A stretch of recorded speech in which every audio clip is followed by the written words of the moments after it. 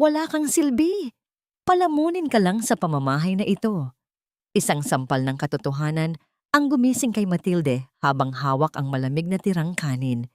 Habang si Isara ay nagpapakasasa sa karangyaan, ang biyanan niya ay unti-unting pinapatay sa emosyonal na gutom. Isang anak na naging bulag, isang asawang naging demonyo. Ngunit sa gitna ng darating na unos, sino ang tunay na mabaliw? Sino ang tunay na itatapon? Abangan ang muling pagbangon ng isang inang inalipusta. Handa ka na bang masaktan at lumaban? Pabigat ka lang sa bahay na ito, Matilde. Hindi ko alam kung bakit kailangang magtiis ni Soren sa isang katulad mong ulyanin at walang silbi. Mas mabuti pa siguro kung doon ka na lang sa kalsada na mamalimos. Kaysa dito na kumakain ka na nga ng libre, nagdudulot ka pa ng sakit ng ulo. Ang mga salitang iyon ay parang mga talim ng kutsilyo na bumaon sa dibdib ni Matilde bago pa man niya mailapag ang mainit na mangkok ng adobo sa hapagkainan. 4:00 pa lamang ng madaling araw ay gising na siya. Tinitiis ang kirot ng kanyang mga kasukasuan at ang pangangatal ng kanyang mga kamay para lamang ipagluto ang kanyang kaisa-isang anak ng paborito nitong ulam. Ang bango ng bawang at tuyo na humahalimuyak sa kusina ay tila naging amoy ng napanis na pangarap sa isang saglit. Dahan-dahang nanginig ang mga daliri ni Matilde. Naramdaman niya ang init ng usok mula sa ulam, ngunit ang kanyang buong katawan ay tila binalot ng yelo. Hindi siya lumingon. Alam niya ang hitsura ni Isara, ang kanyang manugang na nakatayo, nang nakapamewang. Ang mga mata ay puno ng pandidiri at ang labi ay nakakuyom sa sobrang galit. Yung tunog ng marahas na paghila ni Isara sa silya ay gumuhit sa katahimikan ng kusina. Isang tunog na nagpapatindig ng balahibo ni Matilde. Walang babala, kinuha ni Isara ang sandok at malakas na hinalo ang niluto ni Matilde. Pagkatapos, sa isang mabilis at malupit na galaw, kinuha niya ang buong kaldero at dinala ito sa tapat ng basurahan. Ang tunog ng pagkain na bumubuhos sa loob ng plastik na basura ay tila ang huling tibok ng puso ni Matilde na dinudurog. Ang bawat piraso ng karne na pinaghirapan niyang palambutin ay nahulog sa gitna ng mga dumi at tira-tirang kalat. Nanuyo ang lalamunan ng matanda. Gusto niyang sumigaw, gusto niyang itanong kung bakit. Ngunit ang tanging lumabas sa kanyang bibig ay isang mahinang singhap na agad ding nilamon ng lamig ng umaga. Maalat, gusto mo bang patayin ang asawa ko sa high blood? O baka naman sadyang nilalagyan mo ng kung ano-anong dumi ang pagkain namin dahil galit ka sa akin? Ang boses ni Isara ay puno ng panunuya. Bawat pantig ay tila sampal sa mukha ng matanda. Eksaktong sa sandaling iyon, bumukas ang pinto ng silid at iniluwan nito si Soren. Pagod ang kanyang mga mata, ngunit sa halip na pagmamahal, inis ang rumihistro sa kanyang muka nang makita ang eksena. Soren, tignan mo ang inay mo. Agad na nagbago ang tono ni Isara, naging malambing at tila biktima. Pinagsabihan ko lang siya na medyo maalat ang luto niya. Bigla na lang niyang itinapon sa basurahan at nag-eskandalo rito. Napaka-unstable na talaga ng emosyon niya, Hon. Natatakot na ako para sa atin, lalo na para sa'yo. Tumingin si Soren kay Matilde. Ang matanda ay nakatayo pa rin sa tapat ng kalan. Hawak ang isang basahan na basa ng kanyang sariling pawis at luha. Ang kanyang mga mata ay nagsusumamo, umaasang makikita ng kanyang anak ang katotohanan sa likod ng mga kasinungalingan ng asawa nito. Inay, please naman. Ang boses ni Soren ay puno ng pagkadismaya. Pagod ako sa trabaho. Pag-uwi ko, kailangan ko pa bang mamagitan sa inyong dalawa? Kung sinabi ni Isara na maalat, tanggapin mo na lang. Huwag ka nang mag-tantrums na parang bata. Hindi ka na nakakatulong sa bahay na ito. Nagiging pasakit ka pa sa asawa ko. Ang bawat salita ni Soren ay tila isang malakas na tulak na nagpabagsak sa huling haligi ng katinuan ni Matilde. Ang anak na kanyang inalagaan, ang batang binuhat niya sa kanyang mga bisig noong pumanaw ang kanyang asawa, ay ngayon ay tumitingin sa kanya na tila siya ay isang mantsa sa malinis nilang pamumuhay. Ang pait ay bumara sa kanyang lalamunan, kasing pait ng apdo. Pinanood ni Matilde ang kanyang anak habang niyayakap nito si Isara para patahanin, habang siya ay nananatiling nakatayo sa dilim ng sulok ng kusina, isang estranghero sa sarili niyang tahanan. Ang kanyang mga paa ay tila nakabaon sa semento, hindi makagalaw, habang ang bawat patak ng ulan sa labas ay nagsisimulang bumuhos, hudyat ng paparating na unos na hindi lamang sa kalangitan magmumula. Sa gitna ng katahimikan, isang tanong ang paulit-ulit na umalingaw-ngaw sa isip ni Matilde. Ito na ba ang bunga ng lahat ng aking sakripisyo? Ang ituring na baliw at basura ng mismong dugo at laman na aking pinahalagahan? Ang bawat sulok ng bahay na dati ay puno ng halakhak at amoy ng bagong luto, ay tila naging isang piitang puno ng mapanlinlang na anino. Para kay Matilde, ang bawat araw ay naging isang laro ng tagu-taguan kung saan siya ang palaging taya. At si Isara, ang siyang master ng pandaraya. Nanginginig ang mga kamay ng matanda habang hinahanap niya ang susi ng lumang aparador, ang tanging lugar kung saan niya itinatago ang mga natitirang alaala ng kanyang yumaong asawa. Sigurado siyang iniwan niya iyon sa ibabaw ng maliit na altar, sa tabi ng baso ng tubig na palaging sariwa. Ngunit ngayon, ang altar ay walang laman, kundi alikabok at ang malamig na tingin ng mga estatwa ng santo. Inay, ano na naman po ba ang hinahanap niyo? Kanina pa kayo ikot ng ikot. Nahihilo na ako sa inyo. Ang boses ni Isara ay parang isang matulis na pako na kumakalos sa sahig. Nakasandal siya sa hamba ng pinto. Pinapanood ang bawat hirap na kilos ni Matilde nang may lihim na ngisi sa kanyang mga labi. Ang susi, Isara. Ang susi ng aparador ng biyanan mo. Sigurado akong inilapag ko lang yun dito. Mahinang sagot ni Matilde. Ang kanyang boses ay halos pabulong na dahil sa takot na baka muling magalit ang manugang. Isang maikling halakhak ang kumawala sa bibig ni Isara bago siya lumapit sa ref at binuksan ito. Tignan niyo po, inay. Narito ang susi sa loob ng pitsal ng tubig. Diyos ko, inay. Pati ba naman susi iinumin niyo? Talagang malala na ang pagiging ulya ninyo. Nanlaki ang mga mata ni Matilde. Alam niyang hindi niya kailanman ilalagay ang susi sa loob ng pitsel. Imposible. Ngunit ang paraan ng pagtingin ni Isara sa kanya, ang halong awa at pandidiri, ay unti-unting nagtatanim ng binhi ng pagdududa sa sarili niyang isipan. Baliw na nga ba ako? Nakakalimutan ko na ba talaga ang mga ginagawa ko? Sa labas ng bahay, nang makita ni Isara ang kapitbahay nilang si Aling Nena na nagdidilig ng halaman, agad siyang lumabas at nagpunas ng pekeng luha sa kanyang mga mata. Aling Nena, hindi ko na po alam ang gagawin ko. Simula ni Isara sa boses na sadyang pinalakas para marinig ni Matilde na nakikinig sa likod ng kurtina. Si Inay po, lalong lumalala. Kung saan-saan inilalagay ang mga gamit, tapos ako ang pagbibintangan na kumuha. Pagod na po ako sa pag-aalaga sa kanya. Pero dahil mahal ko si Soren, tinitiis ko. Kahit paminsan ay sinasaktan niya ako nang hindi niya namamalayan. Napasa po sa dibdib si Matilde sa loob ng silid. Kailan kita sinaktan, Isara? Ang bawat kasinungalingan ay parang isang makapal na kumot na unti-unting sumasakal sa kanyang pagkatao. Ang kanyang dignidad ay dahan-dahang tinatapyas hanggang sa wala nang matira, kundi ang imahe ng isang matandang lola na pabigat sa mundo. Nang sumapit ang gabi, sa gitna ng nakabibinging katahimikan ng bahay, lalong naging sensitibo ang pandinig ni Matilde. Narinig niya ang mahinang pag-vibrate ng telepono sa kabilang silid. Kasunod ang pabulong na boses ni Isara. Ang boses na yon ay wala ng halong awa o pagkukunwari. Ito ay boses ng isang mangangaso na nakasisiguro na sa kanyang huli. Opo, attorney. Huwag kayong mag-alala. Maayos na ang lahat.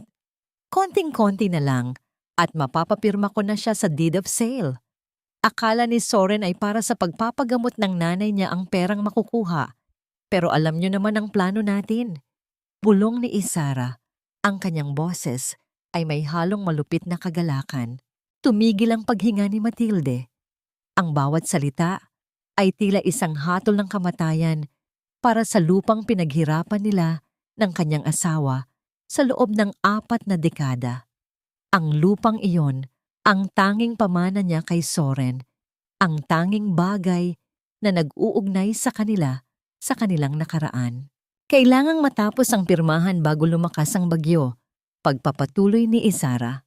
Kapag nagkagulo na dahil sa unos, mas madaling itago ang mga dokumento. At si Matilde?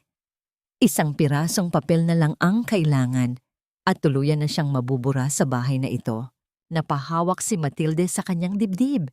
Sinusubukang pakalmahin ang mabilis na tibok ng kanyang puso. Ang dilim sa paligid niya ay tila mas lalong kumapal. Sa bawat pag-ugong ng hangin sa labas, naramdaman niya ang panganib na hindi lamang dala ng kalikasan, kundi ng ahas na kasama niya sa ilalim ng iisang bubong. Bakit mo ako pinapatay ng buhay?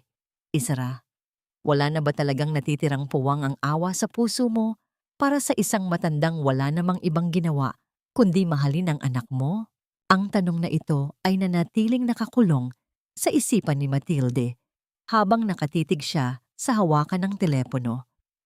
Inilapit niya ito sa kanyang tainga. Umaasang maririnig ang pamilyar na tono ng dial. Ang hudyat na maaari niyang makausap ang kanyang kapatid sa probinsya. Ngunit ang tanging sumagot sa kanya ay ang isang nakabibinging katahimikan. Wala kahit anong tunog, wala kahit anong buhay. Dahan-dahan niyang sinundan ang kable ng telepono na gumagapang sa gilid ng pader. Pagdating sa sulok malapit sa platera, doon niya nakita ang katotohanang nagpabagsak sa kanyang balikat. Ang kable ay putol. Isang malinis at sadyang pagkakagupit na hindi maaaring gawa ng aksidente o ng kahit anong peste. Para itong isang leeg na nilaslas, pinatahimik para hindi makahingi ng saklolo. Inay, uminom na kayo ng gamot. Kanina pa kayo tulala riyan. Ang malambing ngunit nakakapangilabot na boses ni Isara ay narinig mula sa kanyang likuran. May dalang baso ng tubig at isang puting tableta ang manugang. Sa paningin ng ibang tao, isa itong larawan ng isang maasikasong manugang. Ngunit para kay Matilde, ang bawat gamot na ibinibigay ni Isara ay tila isang hakbang palapit sa hukay. Nitong mga nakaraang araw pagkatapos niyang uminom, ang kanyang mundo ay nagiging malabo. Ang kanyang mga binti ay nagiging kasing bigat ng tingga. At ang kanyang isip ay parang nababalot ng makapal na hamog. Kakainom ko lang yata kanina. Isara, bakit parang iba ang kulay nito? Mahinang tanong ni Matilde. Ang kanyang boses ay nanginginig sa takot. Inay, ulyanin na nga kayo. Pati kulay ng gamot nakakalimutan niyo pa? Huwag na kayong matigas ang ulo. Para ito sa high blood niyo. Para hindi kayo laging nahihilo. Sagot ni Isara, habang pilit na isinusubo ang tableta sa bibig ng matanda. Wala nang nagawa si Matilde, kundi lunukin ang pait. Ilang minuto pa lang ang lumilipas, naramdaman na niya ang epekto. Ang paligid ay nagsimulang umikot. Ang mga anino sa pader ay tila humahaba at naging mga halimaw na gustong sumakmal sa kanya. Gusto niyang tumayo, gusto niyang tumakbo palabas at sumigaw sa mga kapitbahay. Ngunit ang kanyang katawan ay hindi na sumusunod sa kanyang utos. Napaupo siya sa kanyang lumang tumba-tumba. Ang tanging nagbibigay sa kanya ng lakas ay ang maliit na litrato ng kanyang yumaong asawa na palagi niyang nakatago sa loob ng kanyang palad. Tulungan mo ako, Manuel. Hindi ko nakilala ang sarili ko. Hikbi niya sa loob ng kanyang puso dahil ang kanyang mga luha ay tila ayaw na ring lumabas. Sa gitna ng kanyang pag-aantok at lumalalang paningin, nakita niya si Isara na gumagalaw sa dilim. Hindi ito papunta sa kusina o sa banyo. Direkta itong lumapit sa altar ng pamilya, ang sagradong lugar kung saan nakalagay ang mga aabon ni Manuel at ang mga dokumento ng kanilang kasaysayan. Narinig ni Matilde ang marahas na pagbukas ng maliit na drawer sa ilalim ng altar. Ang tunog ng mga papel na kinakalos at ang pagbagsak ng ilang mga rebulto ng santo sa sahig ay tila mga dagok sa kanyang kaluluwa. Isang pait na ngiti ang sumilay sa labi ni Isara habang may hawak siyang isang dilaw na sobre. Hahanapin mo ba ito, matanda? Huwag kang mag-alala. Itatago ko lang ito sa lugar na hinding-hindi mo na maaalala. Bulong ni Isara bago tuluyang lamunin ng dilim ang paningin ni Matilde. Ang huling naramdaman ng matanda bago siya tuluyang nawalan ng malay ay ang malamig na simoy ng hangin mula sa bintana. Isang babala na ang ulan sa labas ay nagsisimula na ring maging marahas, gaya ng baha ng kasamaang unti-unting lumulunod sa kanyang tahanan. Magnanakaw na ba ang turing mo sa sarili mo, Matilde? O baka naman pati ang huling piraso ng dangal mo ay kinalimutan mo na kasama ng iyong katinuan? Ang boses ni Isara ay umalingaw-ngaw sa maliit na kwarto, kasing talas ng kidlat na gumuguhit sa madilim na kalangitan sa labas. Nakatayo siya sa gitna ng silid, ang kanyang mga mata ay nanunuri, habang ang kanyang isang kamay ay nakaturo sa nanginginig na matanda. Sa mga sandaling iyon, ang tanging nararamdaman ni Matilde ay ang kakaibang kagaanan sa kanyang kanang kamay. Dahan-dahan niyang itinaas ang kanyang mga daliri at doon ay tumambad ang isang katotohanang mas masakit pa sa anumang sampal. Ang kanyang singsing sa kasal, ang gintong bigay ni Manuel na hindi kailanman nawala sa kanyang daliri sa loob ng 40 taon ay wala na. Ang balat sa bahaging iyon ay maputi at tila nananabik sa init ng metal na dati nitong kinalalagyan. Kanina lamang, bago siya tuluyang dalawin ng antok mula sa gamot ni Isara, hinahaplos-haplos pa niya ang ukit ng kanilang mga pangalan sa loob ng singsing. Ito ang kanyang anting-anting laban sa kalungkutan, ang kanyang huling koneksyon sa lalaking tanging nakakilala sa tunay niyang halaga. Ngunit ngayon, ang kanyang daliri ay hubad, tila isang puno na inalisan ng lahat ng dahon sa gitna ng taglamig. Isara, ang singsing ko, nasaan ang singsing ko?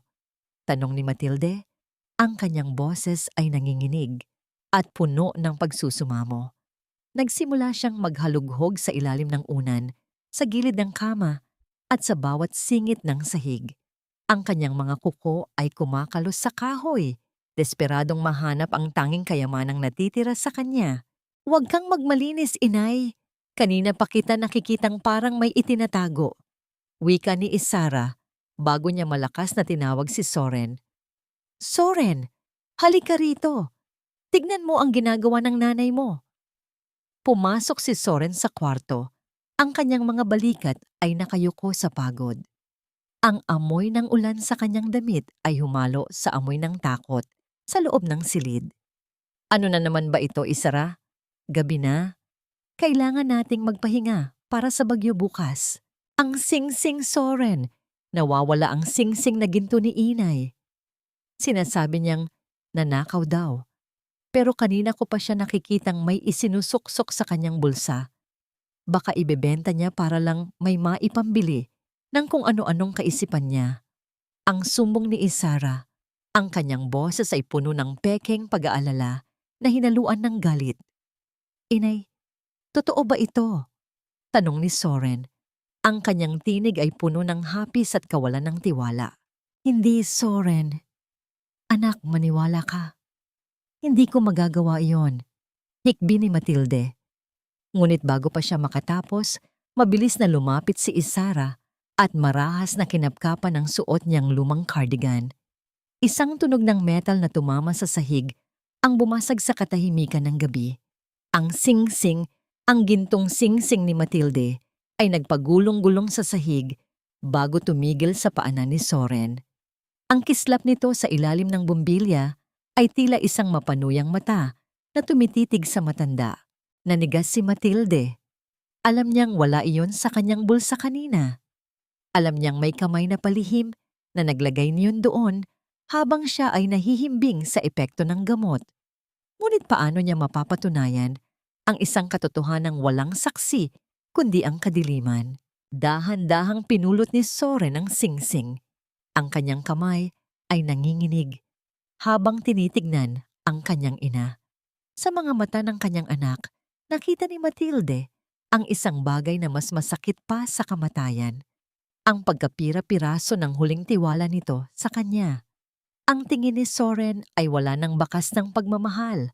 Ang tanging natira ay ang matinding pagkadismaya at ang paniniwalang ang kanyang ina ay tuluyan na ngang nilamon ng sakit at kasinungalingan. Bakit, inay? Pati ba naman ang huling alaala ni tatay paglalaruan mo? Ang mahinang tanong ni Soren na bumasag sa puso ni Matilde. Tinalikuran siya ni Soren at lumabas ng silid. Bit-bit ang singsing na tila bit-bit din nito ang huling pag-asa ng matanda. Naiwan si Matilde na nakaluhod sa sahig habang si Isara ay nanatili sa pinto. Ang kanyang mga labi ay dahan-dahang bumuo ng isang mapait at mapagtagumpay na ngiti bago tuluyang patayin ang ilaw. Sa dilim, ang tanging naririnig ni Matilde ay ang sariling hikbi at ang papalakas na dagundong ng kulog sa malayo. Isang tanong ang pilit na kumakawala sa kanyang isip. Kung ang sarili niyang anak ay hindi na naniniwala sa kanyang mga salita, sino pa ang makikinig sa isang matandang unti-unti nang binubura ng mundong ito? Ang boses mula sa radyong debaterya ay puno ng tensyon. Bawat salita ng announcer ay tila babala ng isang malapit na katapusan. Signal number 4 na po tayo sa mga susunod na oras. Pinapayuhan ang lahat na manatili sa loob ng kanilang mga tahanan at ihanda ang mga kagamitang pang-emergency. Sa loob ng bahay ang katahibidiime. Ang katahimikan ay mas mabigat pa kaysa sa makulimlim na langit sa labas. Nakaupo si Matilde sa gilid ng kanyang kama. Ang kanyang mga mata ay nakatuon sa bintanang pilit na nanginginig dahil sa hanging nagsisimulang humagupit.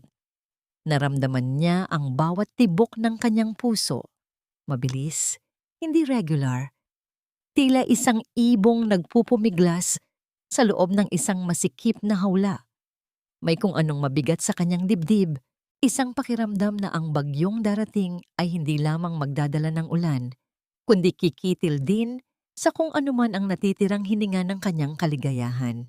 Naririnig niya sa kabilang silid ang ingay ng mga plastik na ibinabalot ni Isara sa kanilang mga kagamitan. Naririnig din niya ang boses ni Soren na abala sa pag-akyat sa bubong para lagyan ng pabigat ang mga yero. Sa kabila ng panganib, walang sino man ang lumapit sa kanya para itanong kung maayos ba ang kanyang lagay. Para silang mga tao sa isang barkong lumulubog na mas piniling iwan ang pinakamatandang pasahero sa dilim. Isang mahinang katok sa pinto sa likod ang kumuha ng kanyang atensyon. Sa gitna ng papalakas na hangin, nakita niya ang mukha ni Aling Nena sa maliit na siwang ng bintana sa kusina. Ang matandang kapitbahay ay balot ng kapote at may dalang isang supot ng mga biskwit at kandila. "Matilde, Matilde, ayos ka lang ba?" Sigaw ni Aling Nena. Ang kanyang boses ay halos lamunin ng ugong ng paligid. Lalakad sana si Matilde patungo sa pinto. Ngunit bago pa siya makahakbang, mabilis na sumulpot si Isara mula sa kung saan. Marahas na binuksan ni Isara ang pinto, hindi para papasukin ang kapitbahay, kundi para harangan ito. "Ano na namang kailangan mo, Aling Nena? Nakikita mo namang naghahanda kami sa bagyo. Huwag ka nang makigulo rito." Ang asim ng boses ni Isara ay mas masahol pa sa amoy ng basang lupa. "Gusto ko lang makita si Matilde. Balita ko kasi ay hindi maganda ang pakiramdam niya." Sagot ni Aling Nena. Ang kanyang mga mata ay pilit na sumisilip sa loob, naghahanap ng bakas ng kanyang kaibigan. "Maayos ang biyanan ko. Mas mabuting asikasuhin mo na lang ang sarili mong bahay bago ka tangayin ng hangin." Pagkatapos nyon, Marahas na isinara ni Isara ang pinto at mabilis na narinig ang pagpihit ng trangka. Lumingon si Isara kay Matilde. Ang kanyang mga mata ay nanlilisik. Huwag na huwag kang susubok na makipag-usap sa kahit kanino, Matilde. Ang akala ng lahat ay tuluyan ka nang nawawala sa sarili. Huwag mong sirain ang kwentong pinaghihirapan ko. Lumapit si Isara sa matanda. Bitbit ang isang baso ng gatas na may kakaibang kulay abo sa ilalim. Inilapag niya ito sa maliit na lamesa kasama ang isang pirasong papel na blangko at isang ballpen. Uminom ka na, inay, at pagkatapos, kailangan ko ang pirma mo rito. Sabi ni Soren, kailangan nating ilipat ang pangalan ng lupa para masiguradong may pondo tayo kung sakaling masira ang bahay ng bagyo. Wika ni Isara, ang kanyang boses ay naging malambing sa paraang nakakakilabot. Hindi ko pipirmahan yan. Para kay Soren ang lupang yan. Hindi para sa'yo. Pilit na paninindigan ni Matilde kahit na nararamdaman na niya ang panghihina ng kanyang tuhod. Isang malakas na kulog ang yumanig sa buong kabahayan, kasunod ng bigla ang pagkawala ng kuryente. Sa gitna ng kadiliman, tanging ang kislap ng mga mata ni Isara ang nakikita ni Matilde. Hinawakan ni Isara ang panga ng matanda, madiin at masakit. Pipirma ka, Matilde, sa ayaw at sa gusto mo. Dahil sa gabing ito, walang makakarinig sa iyo kahit gaano ka pa kalakas sumigaw. Ang bagyo ang magiging saksi ko at ang bagyo rin ang magiging dahilan kung bakit hinding-hindi ka na makakapagsalita kailanman. Inilapit ni Isara ang baso sa labi ni Matilde habang ang hangin sa labas ay nagsisimulang sumigaw ng mas malakas, tila nakikigulo sa kasamaang nagaganap sa loob ng silid na iyon. Dito ka muna, Matilde, para sa ikabubuti mo rin ito. Masyadong mapanganib sa loob ng bahay dahil baka mabasag ang mga salamin. Dito sa bodega, mas matibay ang mga pader. Huwag kang mag-alala. Babalikan ka rin namin kapag humupa na ang bugso ng hangin. Ang bawat salita ni Isara ay tila malamig na tubig na ibinuhos sa katawan ni Matilde habang marahas siyang itinutulak, papasok sa madilim at masikip na bodega sa likod ng bahay. Bago pa man makapagsalita ang matanda, narinig na niya ang tunog ng mabigat na trangka na bumagsak sa labas ng pinto. Ang huling sinag ng liwanag ay unti-unting naglaho. Iniwan siyang mag-isa sa gitna ng amoy ng luma at maalikabok na imbakan. Napasandal si Matilde sa pintong kahoy. Ang kanyang mga kamay ay dahan-dahang kinakapa ang magaspang na ibabaw nito, umaasang may isang maliit na butas na magbibigay sa kanya ng pag-asa. Ngunit ang bodega ay selyado. Sa labas, ang hagupit ng hangin ay tila isang nagngangalit na higante na pilit na binubunot ang mga puno sa lupa. Ang bawat pagtama ng ulan sa bubong na yero ay lumilikha ng isang nakatutulig na ingay na tila libu-libong maliliit na martilyo na nagpupukpok sa kanyang ulo. Nanginig ang matanda dahil sa lamig na nagmumula sa sementong sahig.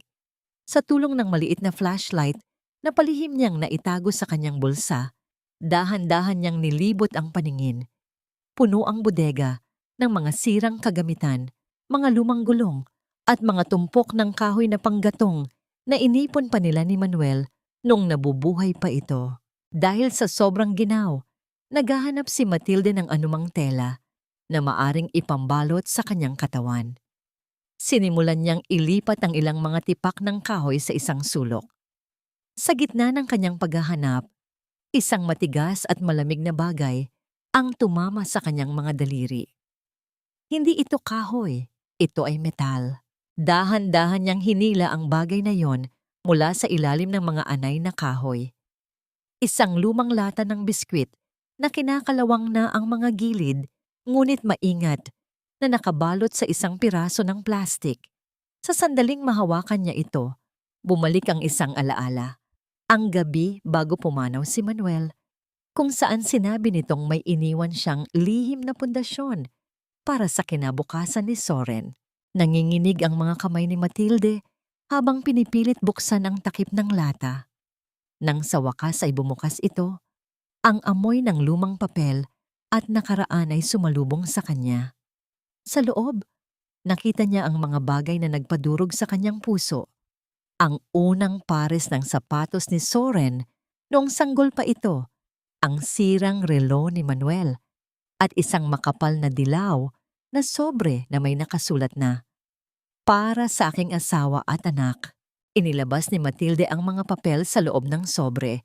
Sa tulong ng papatay-patay na ilaw ng kanyang flashlight, binasa niya ang mga nakasulat. Ang kanyang mga mata ay nanlaki habang ang katotohanan ay uont-unting nagliliwanag. Hindi lamang ito basta dokumento ng lupa. Ito ay isang testamentong nagsasaad na ang buong ari-arian ay kailanman hindi maaring ibenta o ilipat sa ibang pangalan hanggat buhay si Matilde, at ang lahat ng utang na sinasabi ni Isara ay bayad na noon pa man. Higit sa lahat, nakita niya ang isang sulat kamay ni Manuel na nagbababala tungkol sa mga taong maaring gumamit sa kanilang anak para sa pansariling interes. "Isara, niloloko mo kami." Hikbi ni Matilde habang ang kanyang mga luha ay pumapatak sa dokumentong hawak niya. Naramdaman niya ang isang matinding galit na humalo sa kanyang takot. Ang lahat ng paghihirap niya, ang lahat ng pang-aalipusta sa kanya bilang ulyanin, ay bahagi lamang ng isang malaking kasinungalingan para makuha ang lupang ito. Ngunit sa gitna ng kanyang pagbabasa, ang liwanag mula sa kanyang hawak na flashlight ay nagsimulang kumislap-kislap. Isang mahinang tunog ng pagkaputol ng kuryente sa loob ng gadget ang narinig bago tuluyang namatay ang tanging tanglaw ni Matilde. Ang bodega ay muling binalot ng ganap na kadiliman. Sa labas, ang hangin ay lalong nagwala at isang malakas na tunog ng isang bumagsak na puno ang yumanig sa buong paligid. Napayakap si Matilde sa dokumentong hawak niya habang ang kanyang puso ay sumisigaw ng katarungan sa gitna ng kawalan. Ang dilim sa loob ng bodega ay tila isang buhay na nilalang na dahan-dahang sumasakal kay Matilde. Bawat hininga niya ay may kasamang amoy ng amag at basang lupa. Ngunit sa kabila ng kawalan ng liwanag, ang mga daliri niya ay nananatiling mahigpit, ang kapit sa mga dokumentong nakuha niya mula sa lata. Ang mga papel na yon ay hindi lamang basta katibayan. Iyon ang kanyang tanging sandata, ang huling hininga ng katarungan sa gitna ng mapanirang unos. Sa labas, ang daigdig ay tila gumuho na. Ang hagupit ng hangin ay hindi na lamang basta ugong. Ito ay naging isang matinis na tili na tila nanggagaling sa libu-libong kaluluwang nagdurusa. Nararamdaman ni Matilde ang panginginig ng buong bodega sa tuwing hahampas ang hangin, at bawat lagutok ng mga sanga ng puno sa paligid ay nagpapabilis sa tibok ng kanyang puso. Biglang narinig ni Matilde ang kalansing ng metal sa labas ng pinto. Ang tunog ng pagpihit ng trangka ay mas malakas pa sa dagundong ng kulog. Bumukas ang pinto ng marahas at kasabay nito ang pagpasok ng ulan at hangin na nagpabagsak sa ilang lumang gamit sa loob. Sa hamba ng pinto, nakatayo ang isang aninong may hawak na lampara, si Isara. Ang liwanag mula sa lampara ay nagbigay ng isang nakakatakot na anyo sa mukha ni Isara. Ang kanyang buhok ay basa at nakadikit sa kanyang pisngi, at ang kanyang mga mata ay nanlilisik sa galit. "Nasaan ang lata, Matilde? Alam kong nahanap mo iyon.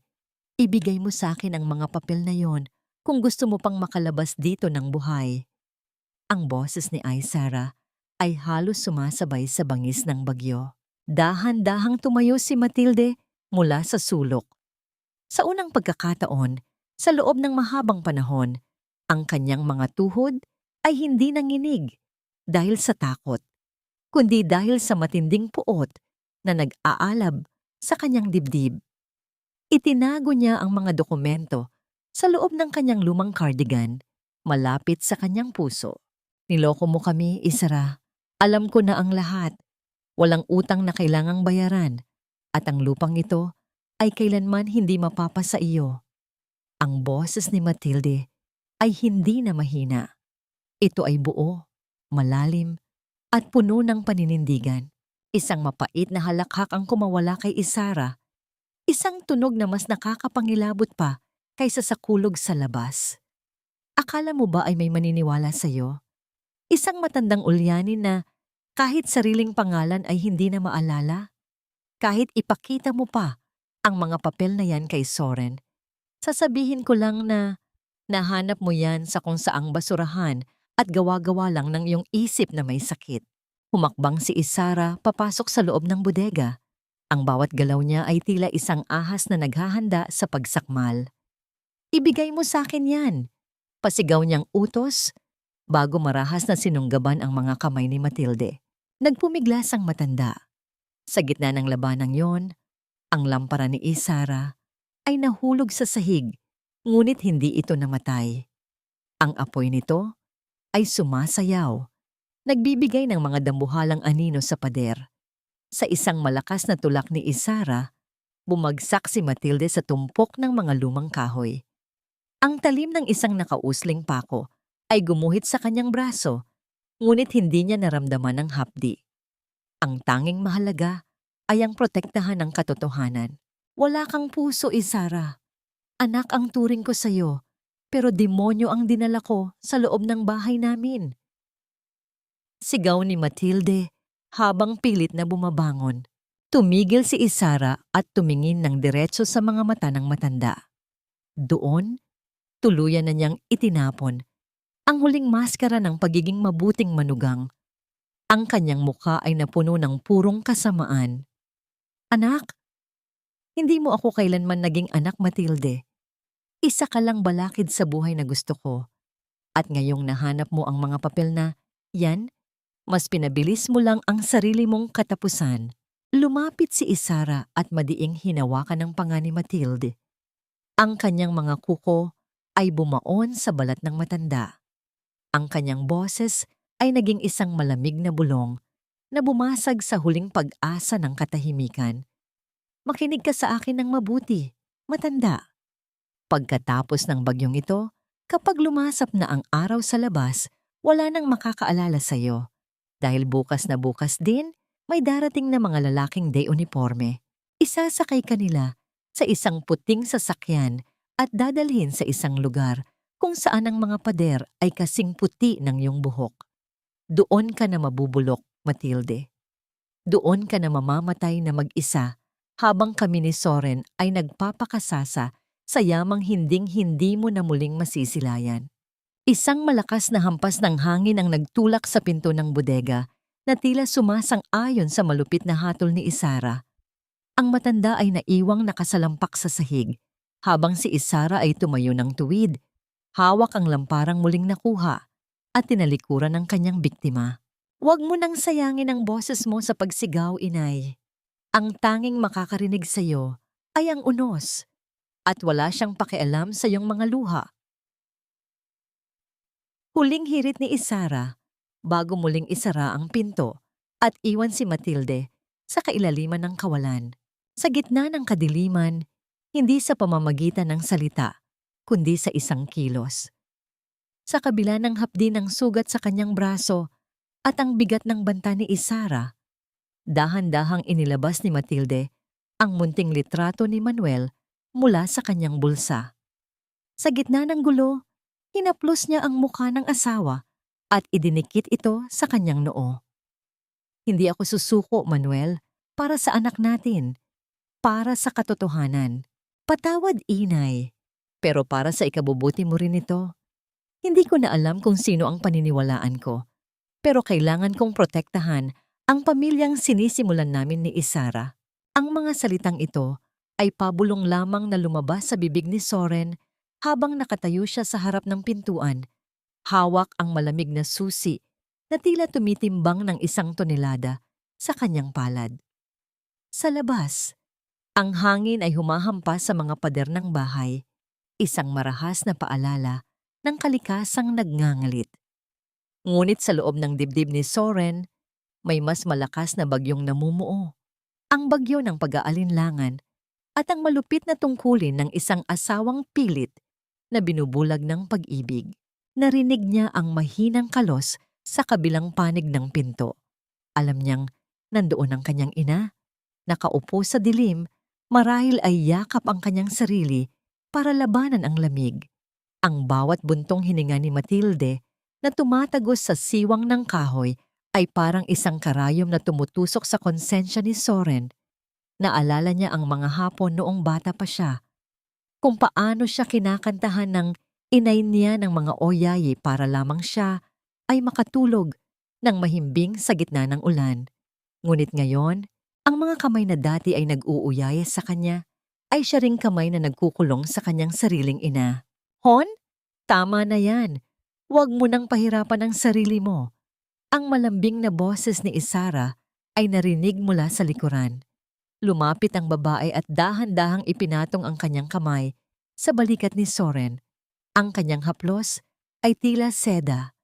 Ngunit para sa isang taong gising ang diwa, ito ay kasing talas ng alambreng tinik. Isara, hindi ba pwedeng sa loob na lang siya ng kwarto niya? Bakit kailangang ilak ang pinto? Inay ko pa rin siya. May bahid ng pagmamakaawa sa boses ni Soren. Humarap si Isara sa kanya. Ang kanyang mga mata ay biglang napuno ng luha. Ang sandatang kailanman ay hindi nabigo sa pagpapaluhod kay Soren. Soren, nakita mo naman ang nangyari kanina, di ba? Bigla na lang siyang nagwawala, nananakit. Paano kung sa gitna ng bagyo ay lumabas siya at mapahamak? O paano kung saktan niya ako? Lalo na ngayong tumigil si Isara. Ang kanyang kamay ay dahan-dahang bumaba sa kanyang tiyan. Ang kanyang pag-arte ay sadyang perpekto.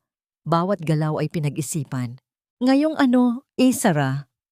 Tanong ni Soren. Ang kanyang puso ay tila tumigil sa pagtibok. Ngayong may dinadala na ako rito, Soren. Magkakaroon na tayo ng anak. Ayaw mo bang maging ligtas ang bata? Ayaw mo bang lumaking payapa ang pamilya natin? Ang boses ni Isara ay naging isang pagsusumamo na puno ng katusuhan. Para kay Soren, ang balitang iyon ay tila isang angkla na tuluyang nagpabagsak sa kanya sa ilalim ng dagat. Isang bata, isang pamilya.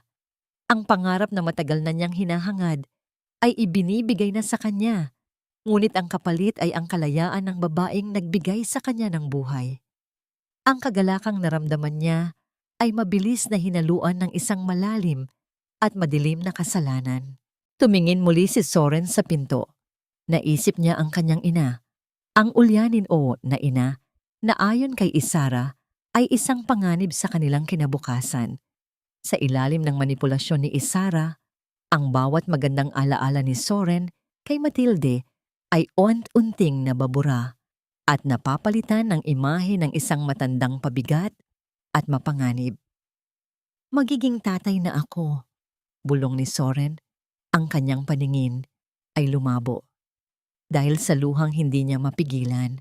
Kaya kailangan mong maging matatag, Soren, para sa akin, para sa anak natin.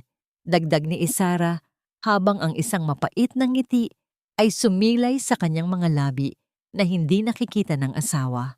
Dahan-dahan, sa gitna ng panginginig, ipinasok ni Soren ang susi sa butas ng lock. Ang tunog ng pag-ikot ng mekanismo sa loob ng metal ay tila ang huling hatol na naghihiwalay sa dalawang mundo. Ang bawat pagpihit niya ay isang pagtalikod sa nakaraan, isang pagtataksil sa dugong nananalaytay sa kanyang mga ugat. Patawad, inay. Kailangan kong gawin ito para sa bago kong pamilya. Hikbi ni Soren habang ang huling trangka ay tuluyang lumapat. Tumalikod si Soren, hindi na nagawang pakinggan ang anumang ingay mula sa loob. Ngunit sa gitna ng kanyang paglakad palayo, ang bumasag sa kanyang damdamin, isang mahinang tinig mula sa loob ng silid. Hindi isang sigaw ng galit, kundi isang mahinang pag-awit ng pamilyar na oyayi na kinakanta sa kanya ni Matilde noong siya ay sanggol pa. Ang himig ay putol-putol, puno ng pagod, ngunit puno pa rin ng pagmamahal na hindi kayang ikulong ng anumang rehas. Tumigil si Soren. Ang kanyang kamay ay nakakapit ng mahigpit sa dingding. Gusto niyang bumalik, Gusto niyang buksan ang pinto at yakapin ang kanyang ina. Ngunit naramdaman niya muli ang kamay ni Isara na humahila sa kanya patungo sa kabilang silid, patungo sa isang kinabukasang binuo sa ibabaw ng mga kasinungalingan. Sa labas, ang ulan ay lalong naging marahas, tila nakikidalamhati sa isang anak na tuluyan ng nabulag ng maling pag-ibig habang ang isang ina ay nananatiling nakakulong. Ang kanyang awit ay dahan-dahang nilalamon ng ugong ng papalakas na unos. Wala ng takas. Ang langit ay tuluyan ng bumagsak sa lupang uhaw sa katarungan. Ang bawat hagupit ng hangin sa labas ay hindi na lamang basta tunog ng kalikasan. Ito ay naging isang dambuhalang ugong na tila gustong lamunin ang buong kabahayan. Ang signal number 5 ay hindi na lamang isang babala sa radyo. Ito ay naging isang marahas na katotohanang yumanig sa bawat poste at hamba ng pintuan. Sa loob ng bodega, nararamdaman ni Matilde ang panginginig ng pundasyon sa ilalim ng kanyang mga paa. Isang panginginig na tila sumasabay sa kaba ng kanyang dibdib. Ang ulan ay hindi na pumapatak. Ito ay humahampas na parang mga maliliit na bato sa bubong na yero. Ang ingay ay nakatutulig. Isang walang katapusang serye ng mga paghampas na nagpaparamdam kay Matilde kung gaano siya kaliit at kawalang kapangyarihan sa harap ng puot ng langit. Sa gitna ng kadiliman, yakap-yakap niya ang larawan ni Manuel at ang mga dokumentong nakuha niya. Ang lamig ay nanunuot sa kanyang mga buto, ngunit ang init ng galit at pag-ibig sa loob niya ang nagsisilbing huling mitya ng kanyang buhay. Sa kabilang bahagi ng bahay sa Dalaomo. Sa loob ng silid ni Soren at Isara, ang eksena ay malayo sa isang pamilyang nagtutulungan. Habang ang hangin ay sumisigaw sa labas, si Isara ay abala sa pag-iimpake ng kanyang mga alahas at mga mamahaling gamit sa loob ng isang waterproof na bag. Wala sa kanyang isip ang kaligtasan ni Matilde o kahit ang pagpapatatag sa kanilang tinitirhan. Ang tanging mahalaga sa kanya ay ang ginto at ang pera, ang mga bagay na ninakaw niya mula sa katahimikan ng matanda. Soren, bilisan mo riyan. Siguraduhin mong nakasara lahat ng bintana. Sigaw ni Isara. Ang kanyang boses ay pilit na nakikipagpaligsahan sa dagundong ng kulog. Si Soren ay nasa labas ng silid, pilit na itinitulak ang isang mabigat na aparador para harangan ang pinto ng kusina na tila bibigay na. Ang kanyang katawan ay basang-basa ng tubig na tumatagos sa mga siwang ng bubong. Ang bawat pag-atungal ng hangin ay nagpapaalala sa kanyang ina na nakakulong sa madilim na bodega. Isang matinding kurot sa puso ang naramdaman niya. Isang boses sa kanyang isip na nagsasabing, nagkamali siya, ngunit ang takot kay Isara at ang pangako ng isang bagong pamilya ang muling nagpatahimik sa kanyang konsensya. Biglang, isang nakapanghihilakbot na tunog ng pagkabali ng kahoy ang umalingaw-ngaw sa buong bahay. Hindi ito tunog ng sanga. Ito ay tunog ng mismong istruktura ng kanilang tahanan na bumigay sa bigat ng hangin. Ang isang bahagi ng salamin sa bintana ng sala ay sumabog. Nagpadala ng libu-libong piraso ng matutulis na kristal sa loob ng bahay.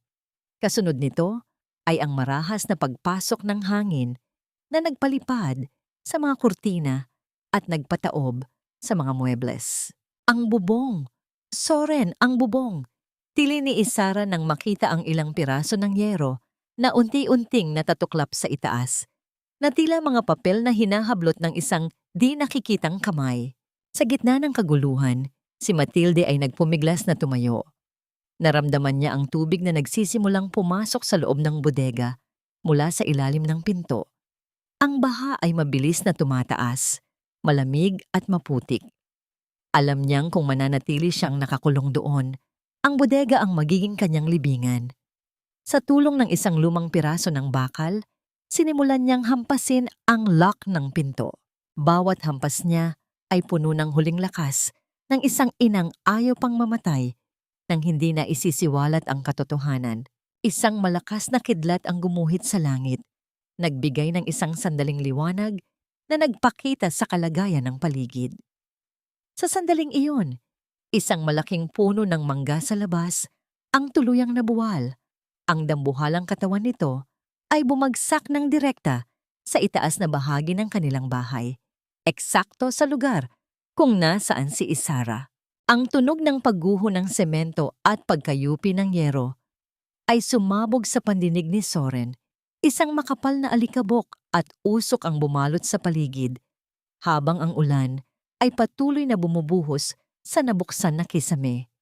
"Isara! Isara!" sigaw ni Soren. Ang kanyang boses ay puno ng purong sindak habang pilit niyang tinatahak ang daan patungo sa kanilang silid na ngayon ay natabunan na ng mga guho. Ngunit walang sumagot. Ang tanging naririnig ay ang palahaw ng hangin at ang mahinang tunog ng isang bagay na unti-unting nababasag sa ilalim ng bigat ng puno. Sa gitna ng trahedya, isang anino ang dahan-dahang lumabas mula sa madilim na bahagi ng likod bahay, basang-basa at nanginginig. Ngunit ang mga mata ay puno ng isang liwanag na hindi kayang patayin ng anumang unos. Si Matilde, hawak ang dokumento ng kanilang buhay, ay nakatayo sa gitna ng pagkawasak, pinapanood ang kanyang mundo na gumuho sa ilalim ng puot ng langit. Ang bawat tibok ng puso ni Matilde ay tila nakikipagsabayan sa bawat kidlat na gumuguhit sa langit. Isang marahas na paalala na ang buhay ay maaaring bawiin sa isang kisap mata. Nakatayo siya sa gitna ng basang damuhan, ang ulan ay dumadaloy sa kanyang kulubot na balat. Ngunit ang kanyang mga mata ay nakatuon sa nagngangalit na bunton ng mga guho kung nasaan ang silid ni Soren. Ang dating tahanan na binuo nila ng pagmamahal ay isa na ngayong tumpok ng basag na semento at baluktot na yero.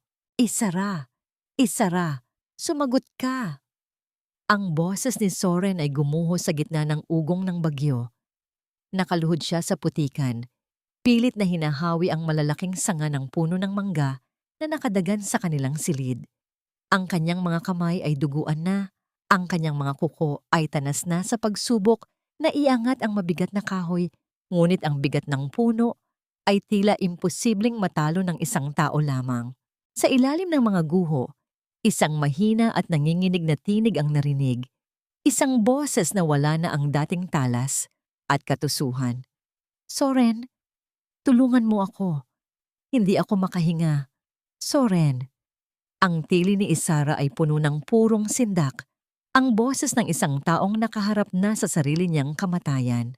Dahan-dahang lumapit si Matilde. Sa bawat hakbang niya, nararamdaman niya ang hapdi ng kanyang mga sugat, ngunit ang kanyang diwa ay gising na gising. Nakita siya ni Soren. Ang mga mata ng kanyang anak ay nanlaki sa gulat at hiya nang makita ang inang kanyang ikinulong na ngayon ay malaya at nakatayo sa harap niya sa gitna ng unos. "Inay, paano?" Ang tanging nasabi ni Soren, ang kanyang boses ay nabaon sa pagsisisi. Hindi sumagot si Matilde. Sa halip, ibinaling niya ang kanyang tingin sa direksyon ng tinig ni Isara. Nakita niya ang isang bahagi ng balikat ng manugang sa ilalim ng isang makapal na damba ng semento at kahoy.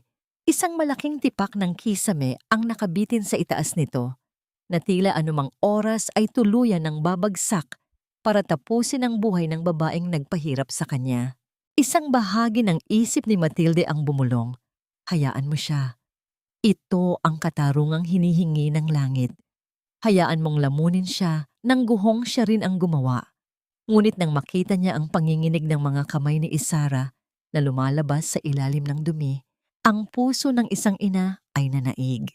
Ang puot ay mabilis na natunaw, pinalitan ng isang hindi maipaliwanag na habag. "Soren, kunin mo ang lumang baras sa likod ng pinto ng bodega. Iangat natin ang dambang ito." Sigaw ni Matilde, ang kanyang boses ay puno ng awtoridad na matagal nang nawala. Sa gitna ng panginginig, kinuha ni Matilde ang isang lumang riyo na ginagamit sa panggatong. Sa kabila ng kanyang edad, Ang bawat hampas niya sa mga sangang nakaharang ay may kasamang lakas na nanggagaling sa kanyang kaluluwa. Nang makuha ni Soren ang bakal na baras, magkatulong nilang pinilit iangat ang bumagsak na kisame.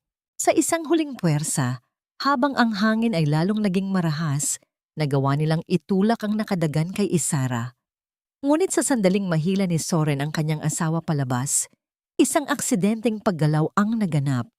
Ang bag na waterproof na mahigpit na yakap ni Isara, kahit sa gitna ng panganib ay sumabit sa isang matulis na yero at napunit.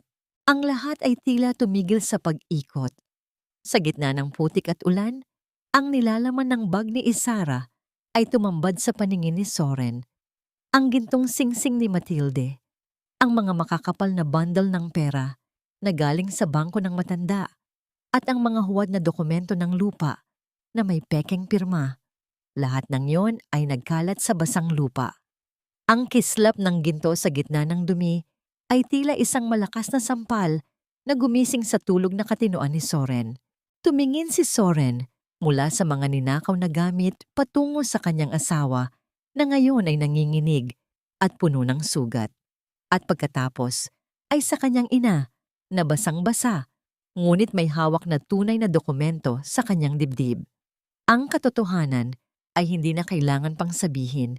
Ito ay nakahandusay na sa harap nila, kasing linaw ng kidlat na muling gumuhit sa madilim na kalangitan. Ito ba? Ito ba ang pamilyang sinasabi mong pinoprotektahan mo, Isara? Ang boses ni Soren ay naging isang malamig na bulong na mas nakakatakot kaysa sa bagyo.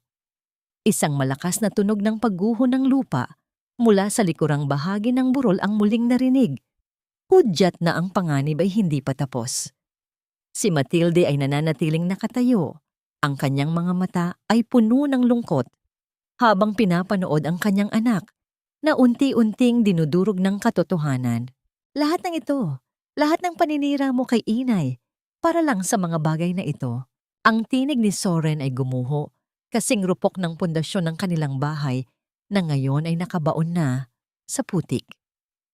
Hawak niya ang gintong singsing na dahan-dahan niyang pinulot mula sa basang lupa. Ang metal ay malamig, ngunit para kay Soren, ito ay tila isang nagbabagang bakal na pumapaso sa kanyang budhi. Tumingin siya kay Isara na ngayon ay nakahandusay, nanginginig, at puno ng galos ang mukha. Ang maskara ng pagiging mahabaging asawa ay tuluyan ng nalunod sa baha. Soren, pakinggan mo ako. Para sa atin din ang ginagawa ko. Para sa anak natin. Ang boses ni Isara ay paos. Pilit pa ring kumakapit sa huling kasinungalingang alam niyang makakapagpaamos sa asawa. Ngunit bago pa makasagot si Soren, humakbang pasulong si Matilde. Ang ulan ay patuloy na humahagupit sa kanyang likuran, ngunit ang kanyang tindig ay matatag. Tila isang matandang puno na tumangging mabuwal sa gitna ng sigwa. Inilabas niya ang dilaw na sobrang hawak niya at ibinigay ito kay Soren. Basahin mo ang huling habilin ng tatay mo, Soren. Basahin mo kung paano niya pinrotektahan ang lupang ito para sa'yo at kung paano ka pinrotektahan ng katotohanan kahit pilit ka nilang binubulag. Ang boses ni Matilde ay kalmado, isang kalmadong mas nakakatakot kaysa sa tili ni Isara. Binuksan ni Soren ang mga papel. Sa bawat salitang binabasa niya sa ilalim ng paputol-putol na liwanag ng kidlat, ang kanyang mundo ay lalong dumidilim. Ang bawat pirma ni Isara sa mga huwad na dokumento, ang bawat transaksyon sa bangko na nagpapakita ng unti-unting pagnanakaw sa ipon ng kanyang ina. Lahat ay narito. Ang pinakamasakit ay ang katotohanang walang utang ang kanyang ina. Ang lahat ay gawa-gawa lamang ni Isara para kontrolin sila. Walang bata, di ba Isara? Tanong ni Soren, ang kanyang mga mata ay nanunuot sa kaluluwa ng asawa. Ginamit mo pati ang pangarap kong maging ama para lang pagtakpan ang mga kasalanan mo. Hindi nakasagot si Isara. Yumuko siya. Ang kanyang mga hikbi ay humahalo sa agos ng ulan sa putikan. Doon, sa gitna ng pagkawasak, ang lahat ng kanyang kapangyarihan ay naglaho. Wala na ang katusuhan, wala na ang talas ng dila. Ang natira na lamang ay ang isang babaeng nabulag ng sariling kasakiman. Isang dambuhalang tunog ng pagguho ang muling narinig mula sa burol sa likod ng kanilang lote. Ang lupa ay nagsisimulang sumuko sa bigat ng tubig. Ang panganib ay hindi pa tapos at ang bawat segundo ay mahalaga. Soren, kailangan nating umalis dito. Ang lupa ay hindi naligtas. Babala ni Matilde.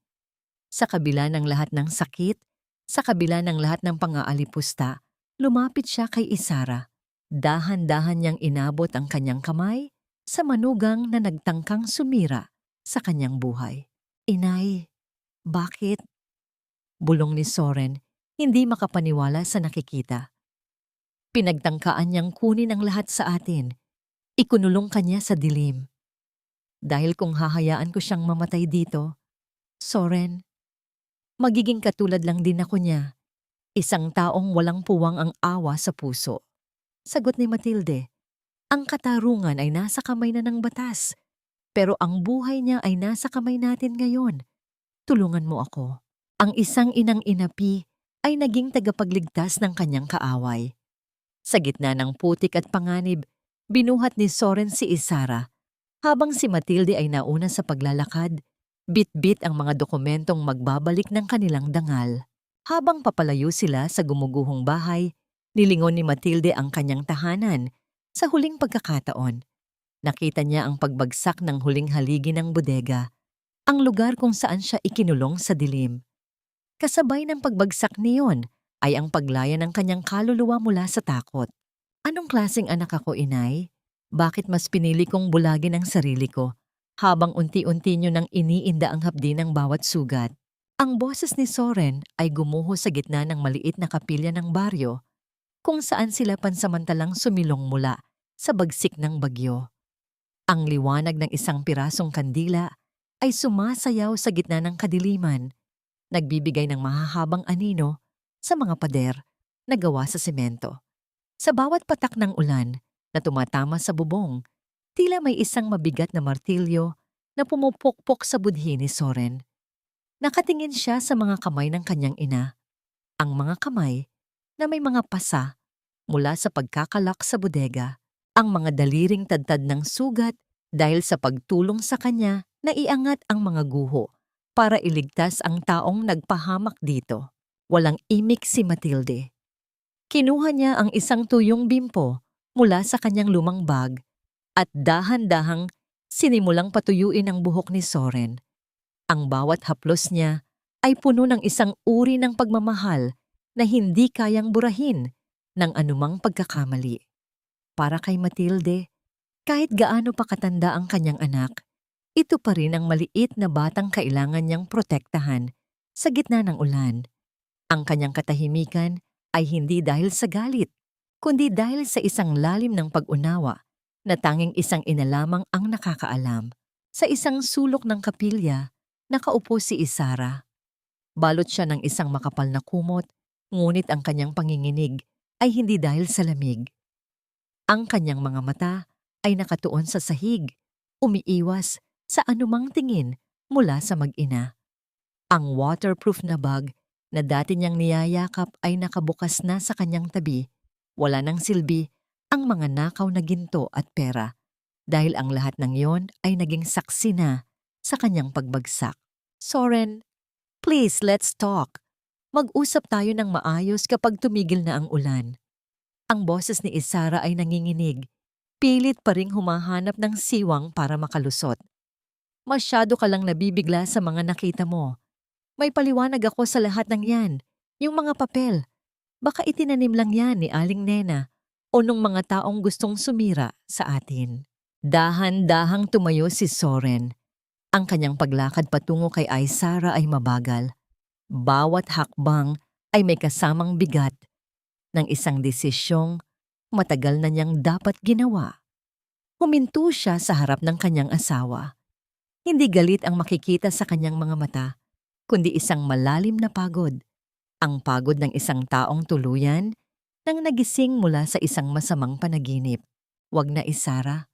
Wag mo nang gamitin ang dila mo para dumumi pa ang hangin dito sa loob ng simbahan. Ang boses ni Soren ay malamig, walang emosyon. Nakita ko ang singsing ni Inay sa bag mo. Nakita ko ang mga pekeng dokumento. Higit sa lahat, nakita ko ang paraan ng pagtingin mo kay Inay noong akala mo ay hindi ako nakatingin. Ang masakit ay hindi dahil niloko mo ako. Ang masakit ay dahil hinayaan kong maging kasangkapan mo ako sa pagpatay sa katinoan ng sarili kong ina.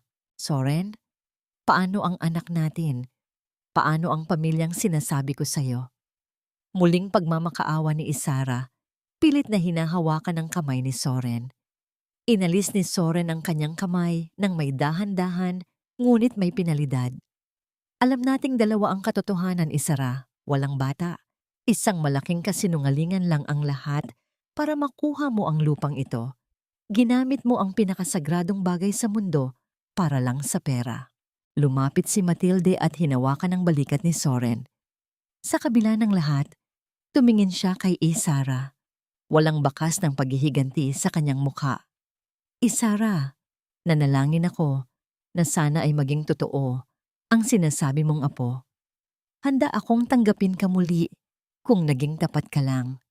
Pero ang pag-ibig na itinayo sa ibabaw ng luha ng iba ay kailanman hindi magbubunga ng kapayapaan. Tumalikod si Matilde at bumalik sa kanyang upuan, iniwan ng dalawa sa kanilang sariling pagtutuos. Sa mga sandaling iyon, ang tunog ng papalapit na mga sasakyan ay narinig mula sa labas. Ang mga ilaw ng mga sasakyan ay tumagos sa mga bintana ng kapilya. Nagbibigay ng hudyat na ang tulong ay dumating na. Ngunit kasama ng tulong na yon ay ang katarungang hindi na mapipigilan. Soren, wag mo akong isuko. Please, Soren. Ang tili ni Isara ay naging isang desperadong palahaw nang makita ang mga unipormadong lalaki na pumasok sa loob ng kapilya, kasama si Aling Nena na may dalang mga ebidensya mula sa bodega. Tumingin si Soren sa kanyang ina at pagkatapos ay sa mga pulis. Ang kanyang desisyon ay malinaw na.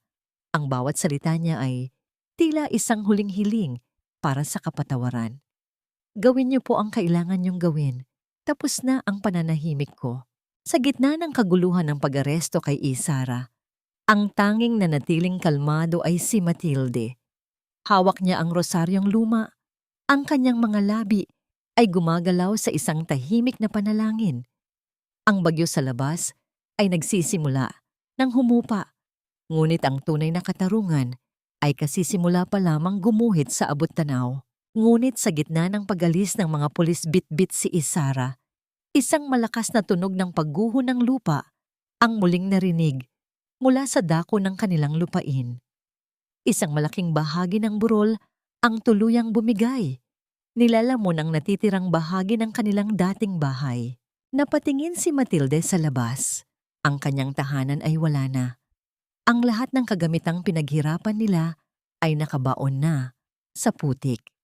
Isang tanong ang nanatili sa isip ni Soren habang nakatingin sa kanyang inang wala ng tirahan.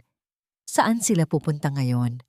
At sapat na ba ang paghingi ng tawad para mabuo ang isang pusong ilang taon niyang dinurog? Wala na ang bahay natin, Soren, pero ang mahalaga, nahanap na natin ang daan pauwi sa isa't isa. Ang boses ni Matilde ay parang isang marahang ihip ng hangin sa gitna ng katahimikan ng madaling araw. Nakaupo siya sa isang mahabang bangko sa labas ng kapilya, pinagmamasdan ang unti-unting paglitaw ng liwanag sa abot-tanaw. Ang langit, na dati ay puno ng puot at dilim, ay naging kulay ube at rosas na ngayon. Ngunit sa kabila ng ganda ng umaga, ang hapdi ng nakaraan ay nananatiling nakaukit sa bawat linya ng kanyang mukha. Sa harap niya, nakatayo ang isang sasakyan ng pulis. Ang asul at pulang ilaw nito ay tumatalbog sa basang kalsada, nagbibigay ng isang seryosong kulay sa paligid. Nakita ni Matilde ang kanyang manugang na si Isara habang pinapapasok sa loob ng sasakyan. Wala na ang mamahaling alahas nito, wala na ang maangas na tindig. Ang buhok ni Isara ay magulo. Ang kanyang suot na damit ay puno ng putik at ang kanyang mga mata ay puno ng isang uri ng takot na ngayon lamang niya naramdaman. Ang takot ng isang taong wala nang matataguang kasinungalingan. Soren, wag mo akong iwan dito. Soren, kailangan mo ako. Ang huling pagsigaw ni Isara bago tuluyang isara ng pulis ang pinto. Ang tunog ng pagsara ng mabigat na pinto ng sasakyan ay tila ang huling tuldok sa isang mahabang kabanata ng paghihirap ni Matilde. Hindi lumingon si Soren, na natili siyang nakatitig sa kanyang mga paang nakabaon sa luwad. Ang bawat salita ni Isara ay tila isang malayo at walang saysay na ingay sa kanyang pandinig. Dahan-dahan siyang lumapit sa kanyang ina at lumuhod sa harap nito. Ang kanyang noo ay idinikit sa mga kamay ni Matilde na amoy lupa at ulan. Inay, hindi ko alam kung paano magsisimula muli. Nawala ang lahat. Ang bahay na itinayo ni tatay, ang pera natin. Lahat ay tinangay ng baha at ng sarili kong katangahan. Hikbi ni Soren. Wala na akong mukhang maihaharap sa inyo. Hinaplos ni Matilde ang buhok ng kanyang anak. Ang naganap sa gitna ng mapait na pagtatapat na yon. Kinuha ni Matilde ang isang maliit at basang panyo mula sa kanyang bulsa. Pinunasan niya ang putik sa mukha ni Soren. Ang bawat galaw niya ay tila nagpapahiwatig na ang bawat mantsa ng nakaraan ay maaari pang malinis ng pagmamahal. Ang bahay ay gawa lamang sa semento at kahoy, Soren. Madali iyong itayo muli, pero ang tiwala at ang pamilya, kapag nagiba, iyon ang mahirap buuin. Ngunit narito tayo, buhay. At ang katotohanan ang nagsilbing pundasyon natin para hindi tuluyang malunod. Wika ni Matilde. Sa sandaling iyon, lumapit si Aling Nena, ang tapat na kapitbahay.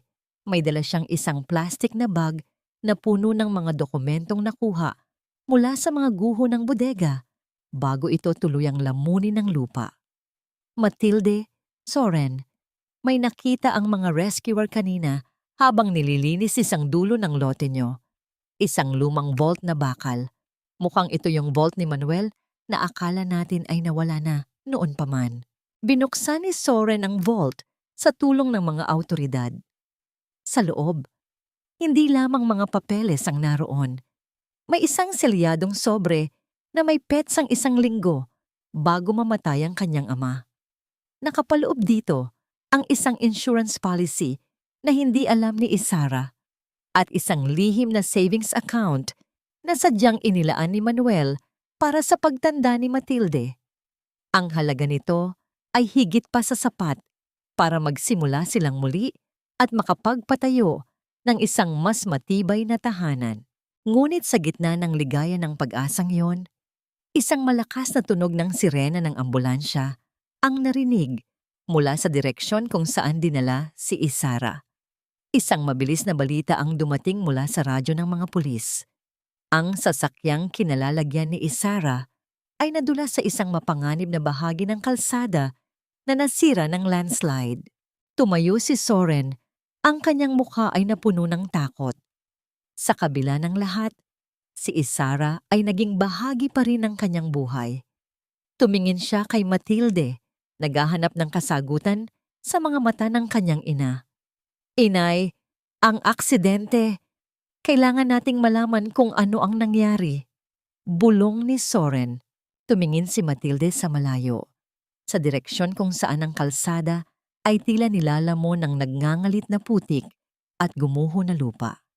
Ang kanyang puso ay nahahati sa pagitan ng katarungan at ng isang uri ng habag na tanging niyang langit lamang ang nakakaalam. Pumunta ka, Soren. Alamin mo kung ligtas siya. Dahil sa dulo ng lahat, ang katarungan ay hindi tungkol sa kamatayan, kundi sa pagbabayad ng utang sa buhay at sa budhi. Ang wika ni Matilde. Habang ang hangin ay muling umihip, dala ang isang panibagong tanong na wala pang kasagutan. Buhay pa kaya si Isara? O ang bagyong ito ang magiging huling saksi sa kanyang paglaho sa mundong tinangkanyang nakawan ng kaligayahan? Huli na ang lahat, para sa isang pagsisising binalot ng dugo at putik. Ang amoy ng gamot at antiseptiko sa loob ng maliit na munisipyo ay humahalo sa amoy ng basang damit at pangamba. Nakaupo si Soren sa isang mahabang bangko, ang kanyang mga siko ay nakapatong sa kanyang mga tuhod at ang kanyang mga palad ay nakasapo sa kanyang mukha. Ang bawat segundo ng paghihintay sa balita tungkol sa aksidenteng kinasangkutan ng sasakyan ng pulis ay tila isang dambuhalang bigat na dumudurog sa kanyang pagkatao. Ligtas siya, Soren. May mga bali sa katawan at malalim na sugat, pero buhay si Isara. Ang boses ng doktor ay narinig, ngunit hindi nito dala ang kaginhawaan. Ngunit dahil sa tindi ng pagkakadagan ng sasakyan sa kanyang binti, maaaring hindi na siya makakalakad ng gaya ng dati. Ang pinsala sa kanyang spinal cord ay permanente na. Napaangat ng tingin si Soren. Ang balitang iyon ay tila isang malupit na biro ng tadhana. Ang babaeng nangarap na tumakbo palayo, bit-bit ang lahat ng yaman ng kanyang ina, ay ngayon ay nakaratay. Hindi na muling makakaalis sa kanyang hinihigaan nang walang tulong ng iba. Isang malalim na buntong hininga ang kumawala kay Soren. Hindi ito buntong hininga ng relief, kundi ng isang matinding pagkilala sa tinatawag na karma. Dahan-dahang tumayo si Matilde mula sa kanyang kinaupuan sa sulok. Lumapit siya sa pintuan ng silid kung nasaan si Isara. Mula sa maliit na siwang ng bintana, nakita niya ang manugang na dati ay puno ng yabang at katusuhan. Ngayon, si Isara ay nakabalot sa mga benda. Ang mukha ay maputla at ang mga mata ay nakatitig sa kisame ng walang anumang emosyon. Ang bagsik ng kanyang dila ay napatahimik na ng hapdi ng kanyang mga sugat. Pumasok si Matilde sa loob. Ang kanyang mga hakbang ay tahimik. Ang nabuo nang tumigil siya sa gilid ng kama ni Isara. Hindi siya nagsalita ng anumang masama. Hindi siya naglabas ng galit. Sa halip, kinuha niya ang baso ng tubig sa tabi at dahan-dahang pinunasan ang tuyong labi ni Isara gamit ang isang basang bulak. Nang maramdaman ni Isara ang haplos, dahan-dahan siyang lumingon. Sa unang pagkakataon, ang mga mata ni Isara ay napuno ng purong kahihiyan. Gusto niyang magsalita, gusto niyang humingi ng tawad, ngunit ang bawat subok niya ay nagbubunga lamang ng mahihinang ungol ng sakit. Ang luha ay dahan-dahang gumulong sa kanyang pisngi, bumabasa sa mga benda ng kanyang nawalang karangalan. "Huwag ka nang magsalita, Isara," pabulong na wika ni Matilde. Ang kanyang boses ay puno ng kapayapaang nanggagaling sa kailaliman ng kanyang pagpapatawad. Tapos na ang unos. Babayaran mo ang lahat ng iyong ginawa sa harap ng batas. Pero bilang tao, bilang inang minsan mong itinaboy, narito ako para siguraduhing hindi ka mamamatay sa gutom o sa limot. Hindi dahil kailangan kita, kundi dahil kailangan kong manatiling tao sa gitna ng iyong pagkakamali. Inilapag ni Matilde ang gintong singsing sa maliit na lamesa sa tabi ni Isara. Hindi para ibigay ito, kundi para ipakita na ang katarungan ay muling nabawi. Kinuha muli ni Matilde ang singsing at isinuot ito sa sarili niyang daliri. Ang kislap ng ginto ay tila sumasalamin sa muling pagsilang ng kanyang katinuan at lakas. Paglabas ni Matilde, sinalubong siya ni Soren. Ang kanyang anak ay muling lumuhod at niyakap ang kanyang mga binti. "Inay, itatayo nating muli ang lahat. Gagamitin natin ang pondo ni tatay para magsimula. Pero higit sa bahay, itatayo ko ang aking sarili para maging karapat-dapat muli sa inyo." "Soren," sagot ni Matilde habang hinahaplos ang balikat ng anak. "Ang lupa natin ay hindi na lamang basta tirahan. Gagawin nating itong isang silungan. Isang lugar kung saan ang mga matatandang katulad ko na itinapon at kinalimutan ay makakahanap ng tunay na tahanan. Ang bawat patak ng ulan na sumira sa atin, iyon din ang didilig sa mga bagong pangarap." Isang buwan ang lumipas. Ang putik ay natuyo na at ang mga damo ay muling sumibol sa kanilang lote. Nakatayo sina Matilde at Soren sa harap ng pundasyon ng isang bagong gusali. Hindi na ito ang madilim na bahay na puno ng lihim. Ito ay isang maliit na sangwa na sanktuaryo para sa mga nangangailangan sa kanilang komunidad. Ngunit sa gitna ng kanilang pagdiriwang, isang lalaki ang lumapit at may dalang isang lumang sulat na nakuha mula sa mga guho ng opisina ni attorney na kasabwat ni Isara. Ang sulat ay naglalaman ng isang pangalan na hindi kailanman nabanggit ni Isara, isang tao mula sa kanyang nakaraan na maaring magpabago sa lahat ng kanilang nalalaman tungkol sa kanyang pagkatao. Sino ang taong ito? At meron pa bang mas malalim na lihim na nakabaon sa ilalim ng mga guho na hindi pa nila nadidiskubre? Ang bawat haligi ay nakatayo na ng matatag. Hindi na ito gawa sa kasinungalingan o takot, kundi sa mga luhang naging semento ng aming bagong simula. Ang sikat ng araw sa umagang yon ay kakaiba ang kislap. Tila hinahalikan ang bagong pinturang pader ng bahay ni Manuel at Matilde. Ang dating lupang naging saksi sa karahasan ng bagyo at kasamaan ng isang tao ay isa ng ngayong luntiang hardin na puno ng mga bulaklak na hiyas ng pasasalamat. Ang bawat sulok ng gusali ay idinisenyo ni Soren ng may pag-iingat. Malalawak ang mga bintana para laging pumasok ang liwanag at walang anumang madidilim na bodega na maaaring maging kulungan ng sinuman. Hawak ni Matilde ang isang lumang sobre na nakuha mula sa mga guho. Ang lihim na binanggit sa huling bahagi ng kanilang paglalakbay. Ang sulat ay galing sa isang babaeng nagngangalang Elena, ang tunay na ina ni Isara na matagal nang inabandona sa isang malayong probinsya. Doon natuklasan ni Matilde ang ugat ng kasamaan ni Isara. Ang takot na muling maghirap at ang galit sa mundong tila naging malupit sa kanya. Ngunit sa halip na itama ang pagkakamali, mas pinili ni Isara na maging katulad ng mga taong nanakit sa kanya. "Inay, handa na po ang lahat sa loob," tawag ni Soren. Ang kanyang boses ay puno ng sigla at kapayapaan. Ang kanyang mukha ay wala na ang bakas ng pag-aalinlangan. Ngayon, si Soren ay hindi na lamang isang anak, kundi siya ang naging tagapagtanggol ng mga matatandang inabandona ng sarili nilang pamilya. Bago pumasok sa loob para sa pagbabasbas ng kanilang sanktuaryo, hiniling ni Matilde na dalawin ang isang tao sa huling pagkakataon. Matatagpuan si Isara sa isang pasilidad na medikal kung saan siya ay mananatili habang hinihintay ang pinal na hatol ng korte. Ang dating manugang na laging nakapamewang at matalas ang dila ay ngayon ay nakaupo sa isang wheelchair. Ang kanyang mga binti ay wala ng buhay at ang kanyang mga mata ay tila nakatitig sa kawalan. Walang dala si Matilde kundi ang isang mangkok ng mainit na adobo, ang ulam na itinapon ni Isara sa basurahan noong unang gabi ng kanilang hidwaan. Inilapag ni Matilde ang pagkain sa maliit na lamesa.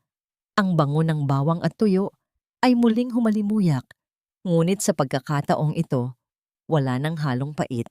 "Isara, dinalhan kita ng paborito ni Soren," mahinang wika ni Matilde. "Hindi na kailangang magkaroon ng galit sa pagitan natin. Ang katarungan ay nagawa na, at ang batas ang magpapasya sa iyong bukas. Ngunit bilang tao, nais kong malaman mo na nahanap ko na ang iyong ina. Isinama ko na siya sa aming sanktuaryo. Doon, makakatanggap siya ng pagmamahal na hindi mo na ibigay sa kanya." Ang bumasag sa huling pader ng katahimikan ni Isara. Ang kanyang mga balikat ay nagsimulang manginig. Ang isang patak ng luha ay gumulong sa kanyang pisngi, bumagsak sa kanyang kamay na hindi na kayang humawak ng ninakaw na ginto. Walang salitang lumabas sa kanyang bibig, ngunit ang paraan ng pagyuko niya ay sapat na para sabihing sa wakas, ang kanyang matigas na puso ay tuluyan ng nadurog ng kabutihan. Pagbalik ni Matilde sa kanilang bagong tahanan, sinalubong siya ng tawanan ng mga lolo at lolang nakahanap ng bagong pamilya sa ilalim ng kanyang pangangalaga. Ang bawat isa sa kanila ay may kwento ng sakit. Ngunit sa bawat kwento, si Matilde ang naging tulay tungo sa paghilom. Sa gitna ng selebrasyon, lumapit si Soren at isinuot ang isang bagong kwintas sa kanyang ina. Ang pendant nito ay isang maliit na gintong bahay na may nakaukit na. Ang tunay na silong ay ang puso ng isang ina.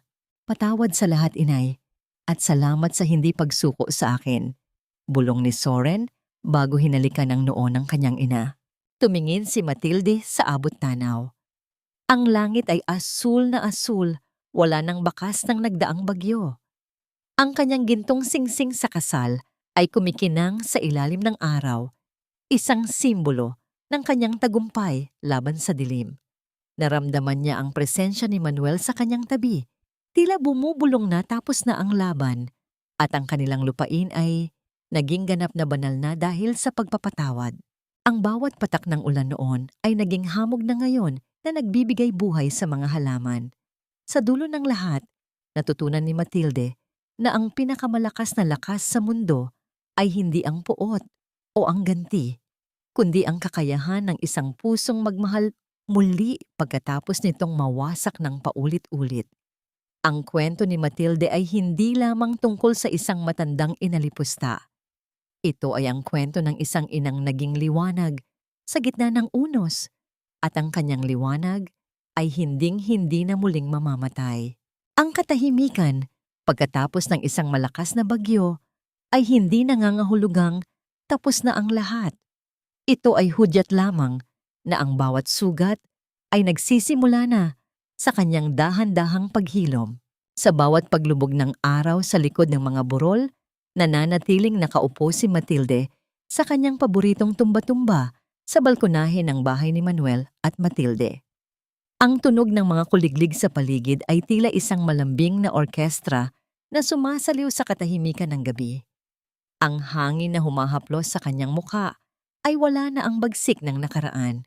Ito ay malamig, sariwa, at may dalang amoy ng mga bagong sibol na bulaklak. Isang tanong ang madalas na itatanong sa kanyang puso. Tunay na nga ba ang kapatawarang kanyang ibinigay? Sa tuwing tinitignan niya ang gintong singsing sa kanyang daliri, nararamdaman ni Matilde ang isang uri ng kapayapaang hindi kayang nakawin ng anumang unos. Ang pagpapatawad niya kay Soren ay kasing lalim ng karagatan dahil ang pag-ibig ng isang ina ay sadyang walang hangganan, sapat para tabunan ang lahat ng pagkakamali ng kanyang dugo at laman. At para kay Aizra, ang kanyang pagpapatawad ay hindi nangangahulugang kinalimutan niya ang sakit, kundi ang pagpili niyang huwag nang hayaan ng puot na maghari sa kanyang matitirang mga araw.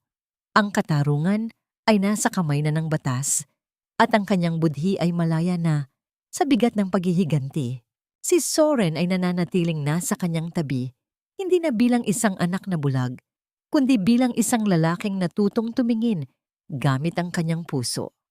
Ang kanilang pagsasama ay naging mas matatag, binuo sa ibabaw ng katotohanan at pagpapakumbaba. Ang bawat gabi ng kanilang pag-uusap ay tila isang gamot na nagpapahilom sa mga bitak ng kanilang relasyon. Ang aral na iniwan ng bagyong ito sa kanilang buhay ay simple, ngunit napakalalim. Ang tunay na kayamanan ay hindi nasusukat sa lawak ng lupain o sa kislap ng ginto, kundi sa tibay ng mga ugnayang binuo sa pagmamahal at katapatan. Ang bawat pagsubok ay tila isang unos na sumusubok sa pundasyon ng ating pagkatao, ngunit sa dulo ng lahat, ang mga pusong marunong magpatawad at magmalasakit ang siyang mananatiling nakatayo. Naramdaman ni Matilde ang kamay ni Soren na dahan-dahang pumatong sa kanyang balikat, nag-aalok ng init sa gitna ng malamig na gabi. Tumingin sila sa langit na puno ng mga bituin, isang paalala na pagkatapos ng pinakamadilim na gabi, palaging may liwanag na naghihintay. Ang sangtuaryo na kanilang itinayo ay hindi lamang isang gusali. Ito ay naging simbolo ng pag-asa para sa lahat ng mga pusong nawalan ng silong. Ang bawat tibok ng puso ni Matilde ay isa ng panalangin ng pasasalamat. Ang kanyang paglalakbay mula sa dilim ng bodega patungo sa liwanag ng bagong simula ay tapos na. Ang kanyang kwento ay mananatiling buhay sa bawat sulok ng tahanang iyon. Isang paalala na sa gitna ng anumang sigwa, ang pag-ibig ng isang ina ay ang tanging silong na kailanman ay hindi magigiba.